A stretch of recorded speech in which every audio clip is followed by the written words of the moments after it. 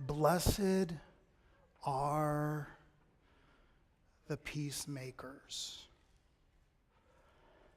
And there is a danger. I mean, how can we mess up something so simple, right? Peacemakers. But there is a way. And what I've realized, if there's a way, we can do it. I've done it. There is this huge difference between peacemakers and peacekeepers. I mean, the words are small. Grammatically, there's not a great difference. But what I've been convicted of and struck as something that this church and every evangelical church needs to hear is that the difference between the two can easily cause not just division, but church splits. It's hard to imagine that at one time there was one Baptist denomination. Today there are 4,222,000. In fact, there are more denominations than there are people. That's the beautiful thing about the Baptist world. And as I think about the difference, I think of Proverbs 10, where the writer said, "People who wink at wrong cause trouble, but a bold reproof promises peace." And so actually, the difference between a promise keeper and a promise maker, it's not even big, it's actually opposite. Bear with me. Big reason for the numbers in declining church attendance today, and also why the reason families break up and businesses can implode, is that we don't share our thoughts, concerns, and opinions and doubts with each other for the sake of keeping a sense of false peace. And when we're committed to a false peace, we ignore the truth and the reality of what's happening in that family, business, church, neighborhood, whatever. And when that happens, then divisions occur and they only get wider. I was reluctant to tell this story, but as you know, every time I'm reluctant, I choose it anyway. You'd think I'd learn. I always like when people come to my office or make an appointment, and you can always tell when there's an issue, because it's not, hey, I want to come by, but they make it very clear, I would like to have an appointment with the pastor. And I just want to say, he's not available. But I warmly welcome them, and you want some water? No, I don't want water. They want to say, I want your head. But that's rare. Most of the time, someone will come in and with these concerns, opinions, doubts, and thoughts, and they assume that I don't want to hear them. And I'll publicly declare now that I am open to all of those. If an attitude is an attitude of growth, and I want to get this right, and I need to understand better, I am completely an open book. But what happens sometimes is when folks come in with their thoughts and opinions and attitudes, what you don't expect is that my thoughts, opinions, and attitudes come to the table too. And sometimes people don't like that because they go, he's kind of a nice guy up front and he's a little bit of a goofball, and Lord knows I'm just going to give it to him and he's going to sit back and go, well, absolutely. What can we do to just do what you want? And so then they go, ooh, you represent an entire organization. I forgot that. And if our opinion comes to the table, it's my job as the leader to consider the thoughts and feelings of others as well. And then there's strife. And one of the most beautiful things that ever happens in my position is when someone has that kind of disagreement, we'll call it, and we leave understanding each other on a level that we would never have understood if it wasn't for those issues.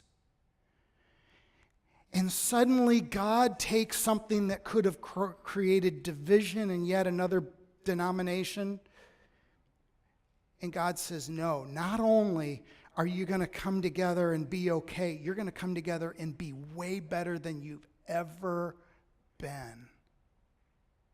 We've seen it in marriages where couples come, and although I'm typically I'll meet with a couple once and then and kind of move them down the road to a counselor or another pastor or someplace where they can get some long-term assistance. And I know that there is nothing more beautiful when you have two people who once loved each other and liked each other, and they come together ready to kill each other, and you start betting which is going to kill the other first. And then this list of thoughts, concerns, opinions, and doubts start coming out, and they start getting addressed. And there's no better feeling being part of a peacemaking effort with a married couple and seeing two people come together again in ways and glued together in ways that they would never, except those thoughts and feelings and opinions had to get on the table and they had to get addressed. So not only are there two different kinds of peacemakers and peacekeepers, I actually thought of a third one. Here's the third one, and I'm going to start with it. Not only do you have peacemakers and peacekeepers, you also have peace wreckers. Write this down. Those are the ones that desire peace, air quote, peace on their terms. Proverbs 28 says, listen to this, a greedy man, Proverbs 28:25, if you have your Bible open. A greedy man, stop there. A greedy man is not just one that's greedy of money. A greedy person could be someone who doesn't care about money but cares only about their own agenda. So greedy, don't think in terms of finances, although that's certainly a part of it.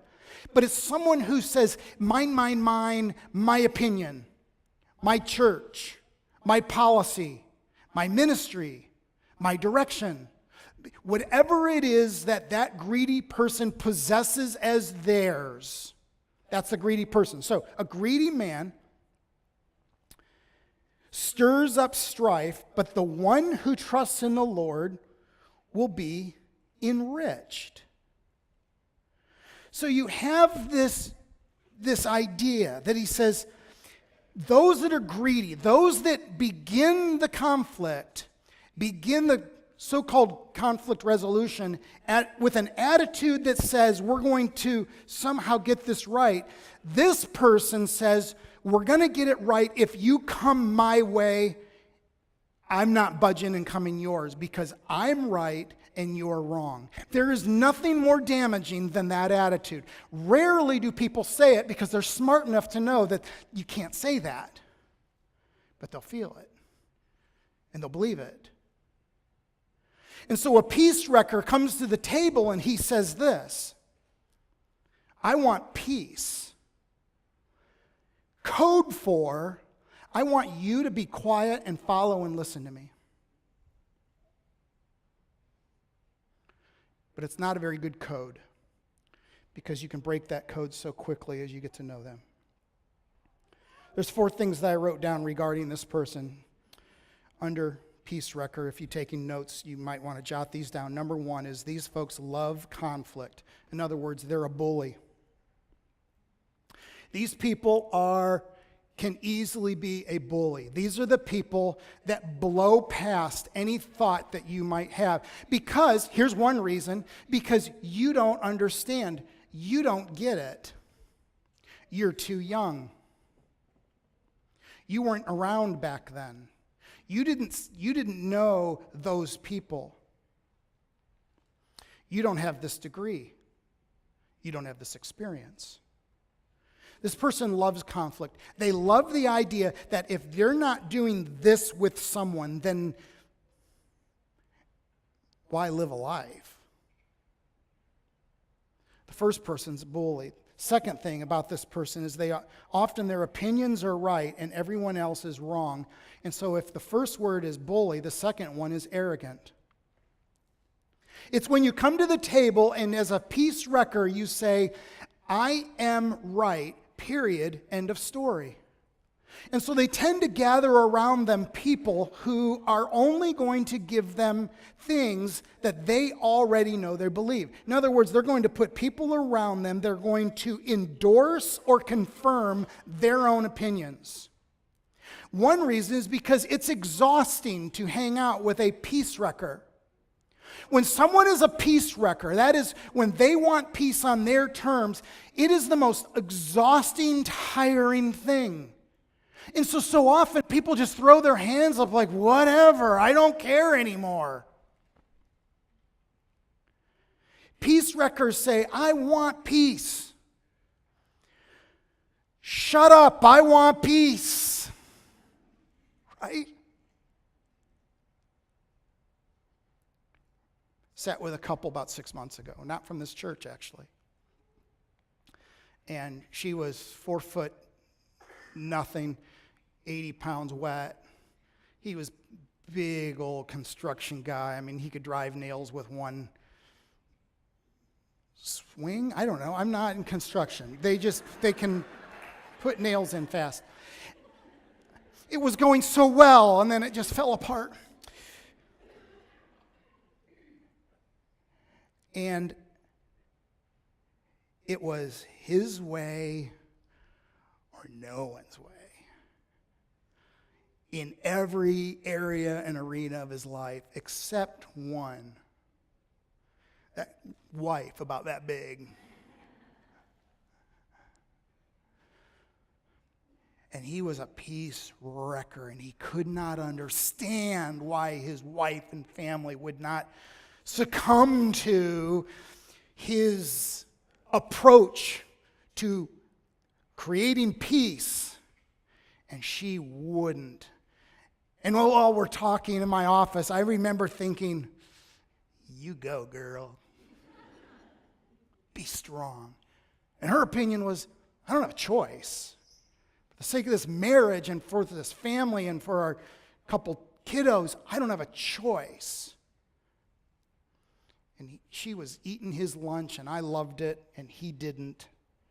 But he loved conflict, and he loved it because he was winning, and he had met his match with her. Number 3, there's a third thing about peace wrecking, and that is picking fights is seen as godly and biblical often. I call this pharisaical.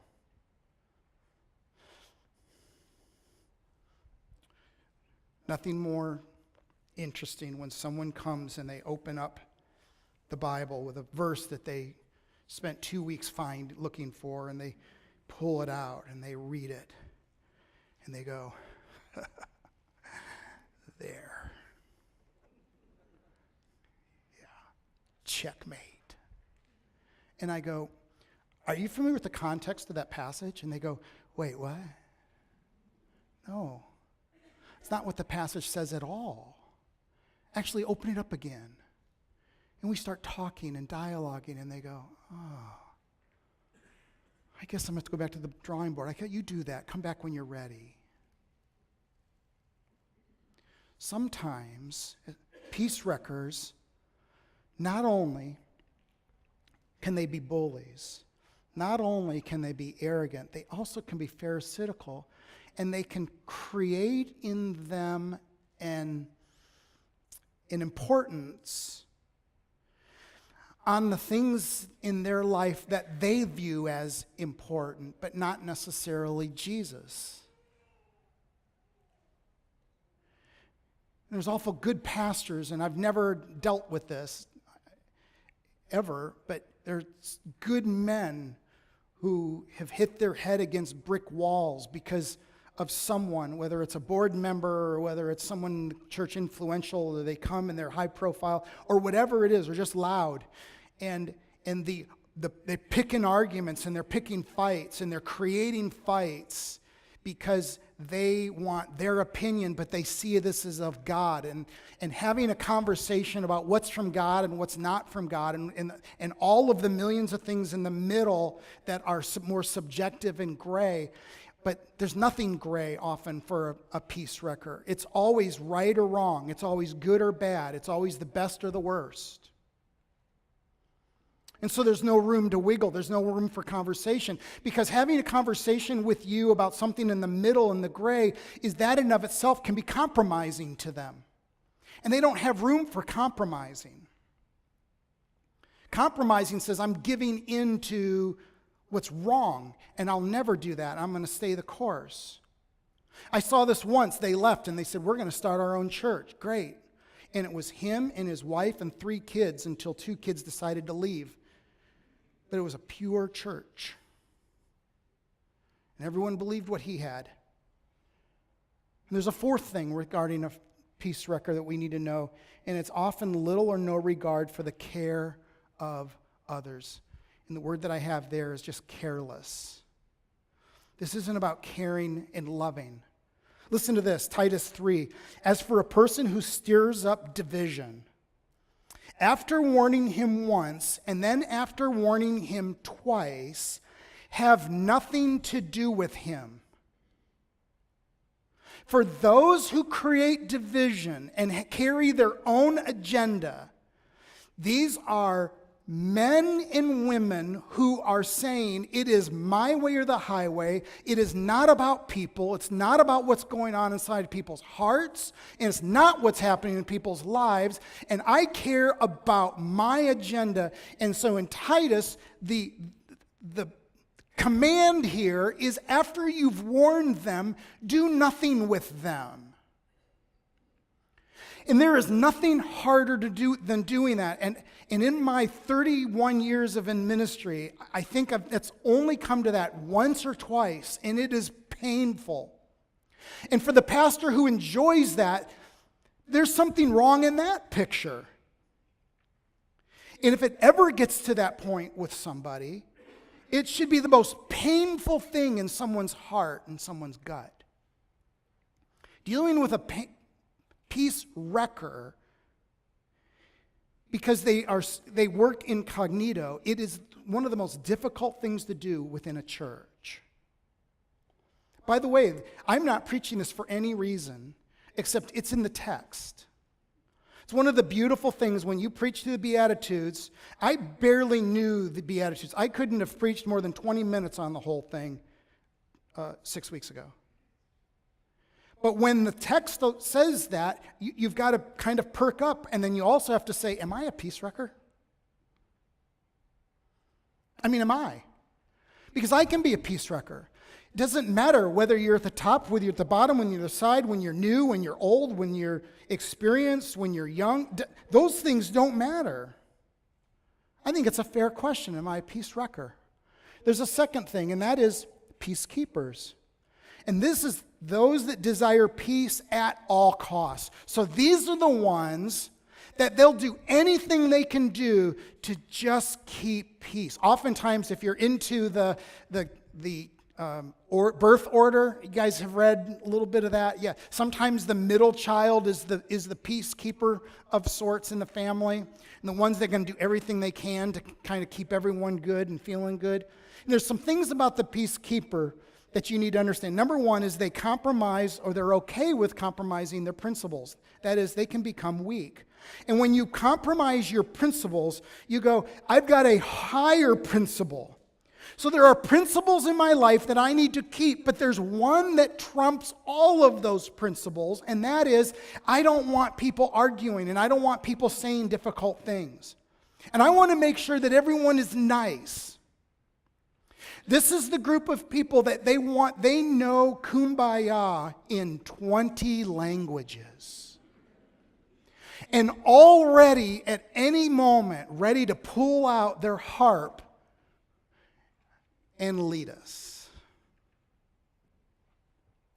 So the second thing that happens is they're worried about others' feelings over doing what's right and best. And the word that I have there is they're scared.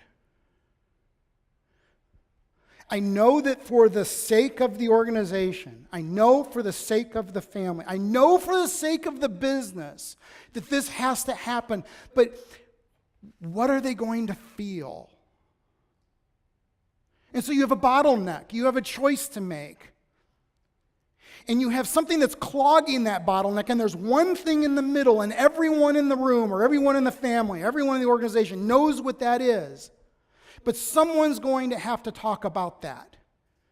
The big, huge white elephant in the middle of the room, and who's going to address it? And we can't address it because we don't want to hurt people's feelings. So we're scared. It's also those who avoid conflict at all costs. They're tolerant. Their conflict is healthy. It's necessary. Conflict is a growth engine in our lives, but they avoid it at all costs. And the word there is they're just tolerant. Let me just say that some of you by nature, with your temperament and personality, some of you in corporate America know, you're probably aware of your temperament more than others because employers and potential employers have had you take your tests, and I've used the DISC personality temperament test for years. We're using something new for our last couple hires, and so I appreciate them. I believe in them, but I like the idea that we have the propensity to do one thing or another. By nature, we know who we are in our family. In our family this week, we all sat on the couch, and I found a free website, and so everyone was taking them, and we're trying to guess who's got the temperament for this. Some, it's just going to be more natural. In fact, this whole message has the potential to be null and void to some, because I may be spending more time for those who are peacekeepers, and maybe I should have spent more time on those that are peace wreckers. So depending on who you are and your temperament, you know who you are. You know when you walk in the room, are you looking to pick a fight? Or are you looking to, you see a fight, you kind of go, I'm okay. We all have one way or another, right? There's a fourth thing that happens, that's allow themselves to be hurt for peace, which often leads to resentment. And the word that I've attached there is, I call that being a martyr. God bless some of you who are willing to take one for the team day in, day night, and hour by hour. And you cannot sustain that without possessing an attitude of being a martyr. It can't be done. And when you and I take on the martyr role, so often it's impossible to ever even come back. In a marriage, yes. Other organizations, the job wouldn't be worth it. The church is not worth it. I can start over and do it right next time. But when you and I decide that my feelings, not others, that my feelings can be neglected for the sake of keeping peace, you can only keep that up for so long. And you know who you are. And by the time that marriage reaches me, sometimes there's 15, 20 years of water under the bridge. And we're working against decades of martyr. Number 5, allows others to be hurt for peace. The word I use here is you're culpable. You're culpable. You're responsible. And taking one for the team is one thing, but telling others they're going to take one for the team, that's another level of dysfunction. We've all seen organizations where for the sake of peace,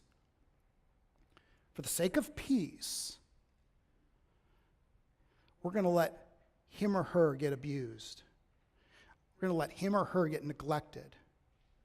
we're going to push that guy or girl to the top. Even though the others, everyone in the organization, everyone in the room, everyone in the family, everyone in the business knows that that shouldn't be happening. And somebody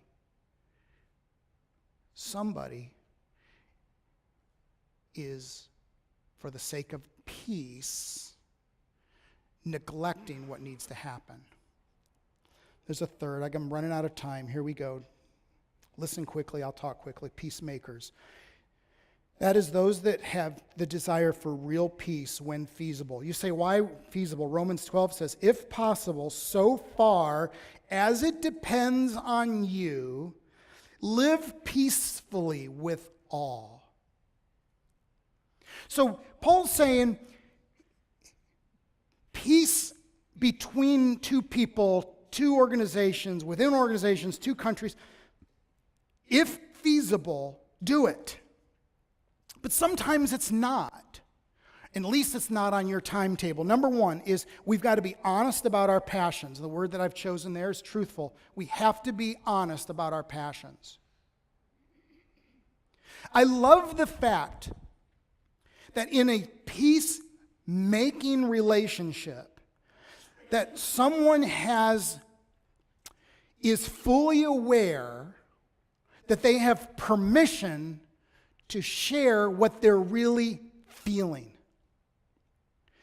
And by the way, when someone does that, you don't have to say you're right, but you can just listen and going, thank you for sharing. What does that feel like to carry that? Does it feel better letting that out? And when that relationship or that environment or the culture that's created is one that allows folks to put their real passions out on the table, peacemaking can start happening. Number two, the second thing is honest about their own agendas. The word here is just honest. It's impossible to have peacemaking conversations when the real agenda that's happening in the situation is not being mentioned. But everyone in the room knows. You got to be honest about your agendas. Number three, confront others when it's for their best interest, not their own. Sometimes your day is going really well and life is great and you're happy and you know that you have a Twinkie in your drawer that you can eat at any time and life is just perfect. Life is perfect. But you know that you have a responsibility to confront someone for their interest, for their good, not your own. And you go, because I love you, I'm going to bring this up. And my whole world's going to go crazy for a little bit, and that's okay. Because it's for the sake of the organization or the family or the business. It's also for your good. Number four, wish for the best for the adversaries. Pray for them. It's not personal.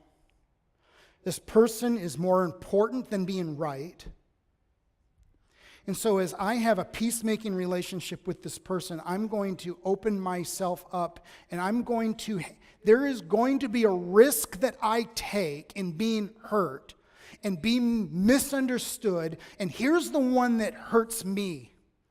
This is the one, if you really want to know how to hurt me, I'm going to tell you, I'm going to put it right here. And for those of you who are taking copious notes, now I know who you are. It's being misquoted. I could never be a politician where they're being misquoted time and time and time and time again. And you watch an ad and it's grainy, right? And it's black and white.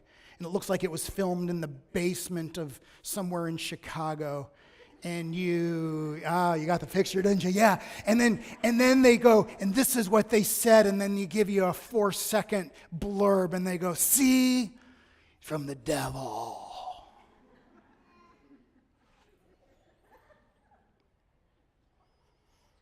Peacemakers say, I'm going to put it on the table. And I'm going to do my best to be clear. But I know that when I do that, you have the ability to go out that door and say whatever you want. This is the part of preaching that some don't understand. Some in this room I know well. Many only by first name. some have never met you. And here I'm putting my heart and my mind and everything out on the table right here. Everything's on my sleeve. There it is. And I know, especially with social media, how easy it is for someone to go out and land blast people who are with good intention and good hearts, are trying to do the right thing and help move people, but they're not about peace. They're about winning. Because peace cares more about people than winning. Peacemakers pursue reconciliation at the risk of their own comfort. Peacemakers are patient and it doesn't have to happen on their schedule. I love this one. The Holy Spirit gave this to me on Friday. I am so glad that this came to me while driving. Sometimes the relationship that you have worked, nurtured, prayed for, invested hours, days, years into, more than likely will not come together on your schedule. And I have one word. Okay. It's okay. When I think about peacekeeping, when I think about peace wrecking, and then I think about peacemaking, the question that I have is, when I put myself out there, and I take that risk, and I exert that energy, and I exert what is necessary to create the environment for it to happen, whether it happens at all or happens soon or now or later, it's not up to me. That's not under my control, and that's okay. But what's the reward now? If peace is not the reward, and I'm making that very clear in this room today, by being a peacemaker does not mean that you're going to make peace, but you're going to create an environment for peace to grow. And you're watering it, and it's getting sun, and it's getting nutrients, and it's getting the dirt, and you plant that seed, and you do all that you need to do. You do all that God's called you to do, and even if peace doesn't happen, what's the reward? It's right at the end, because peacemakers, what? Become sons of God. And you and I have this awesome privilege of being men and women who represent God.